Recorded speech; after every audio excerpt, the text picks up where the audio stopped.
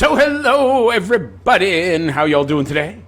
Hope you're all doing good, fine. Well, I'm doing meh, so. I'm very tired. I went to bed late because, I tend to go to work. I go to work later in the day. I work the rush hour period. I guess you would call it second shift kind of period, like 2 p.m. onward. So I try to get up as close to my work time as possible so I have as much energy as possible. But I am beat. I woke up at like 7. Couldn't get back to sleep. I don't sleep very well. So now I'm just sucking down coffee and trying to stay awake. But I hope you all are doing pretty good. So I have some news. I don't know if it's good news or bad news. You'll see why. So, as you all know, I've been living where I am now, if you've been following me for a while, for over a year now. It's maybe a year today. I think it was November 15th of last year that I moved into this place, and today is November 15th, so I've been here 1 year. And what this place is, it's supposed to be temporary housing, like a motel, hotel kind of thing. But it's somewhere in between a hotel and a regular apartment. It's an actual apartment. It's got like a kitchenette, I guess you'd call it. It's a small kitchen.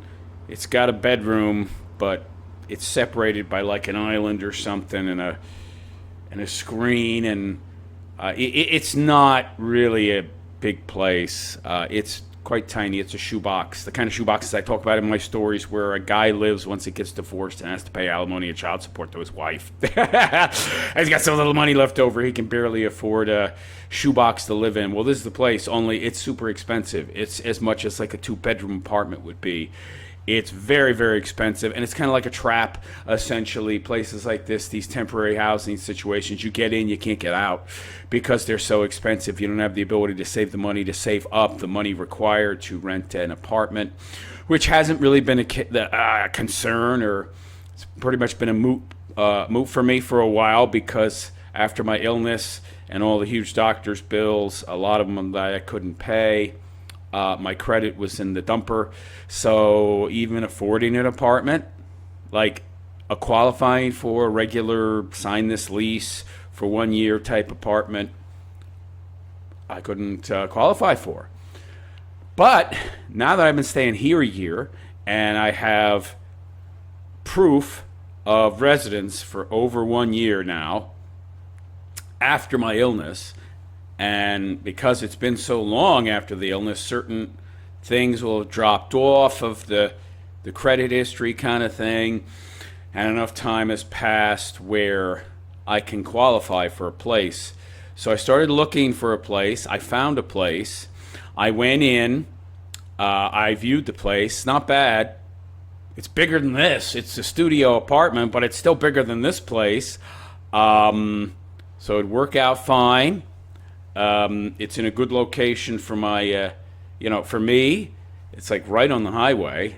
I mean, this kind of is too, but I mean, it's not bad. It's a step up from here, and it's cheaper.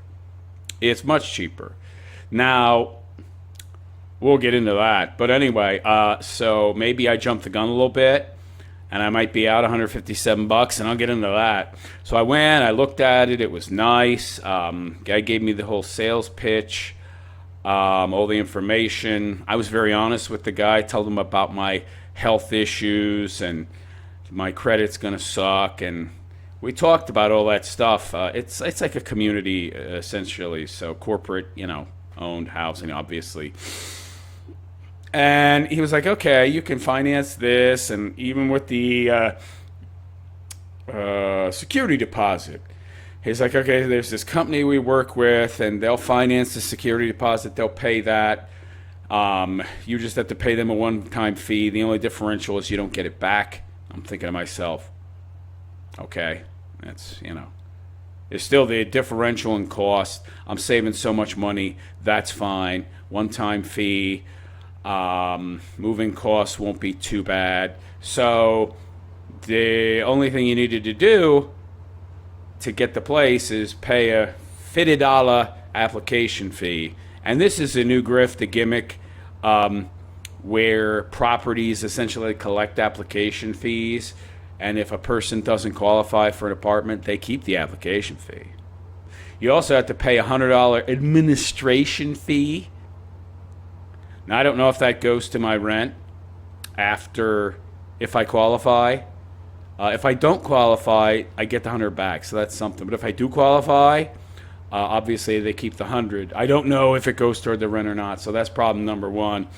Then number two, even the one-time payment for the security deposit, it's going to be tough. The timing, because of how little I'm able to save, make, and because of all the money I've spent the past month fixing my car, I have practically no savings. So if I'm going to qualify and I'm going to be able to pay the security deposit, I'm going to have to kill myself for 4 days and then get early pay. And even then, that's going to be very difficult. And then I woke up this morning and I'm thinking, wait a second, this is a standard orthodox regular apartment. So aren't I going to have to contact the utilities company and give them a deposit to turn on my electricity? And what about water? I didn't ask about that. Do they cover water? What about trash? Do they cover trash removal, parking? There were a whole bunch of questions I didn't ask. So what might end up happening is I qualify, but I can't afford to move in because of those extraneous fees that I forgot to ask about. Part of the reason I forgot to ask, I was late. I wasn't late for work, but I had limited time. And because of my stroke recently, I didn't remember. It screwed up my memory. I'm constantly forgetting stuff. My short-term memory is not good, so I didn't even remember to ask these questions. They totally slipped my mind.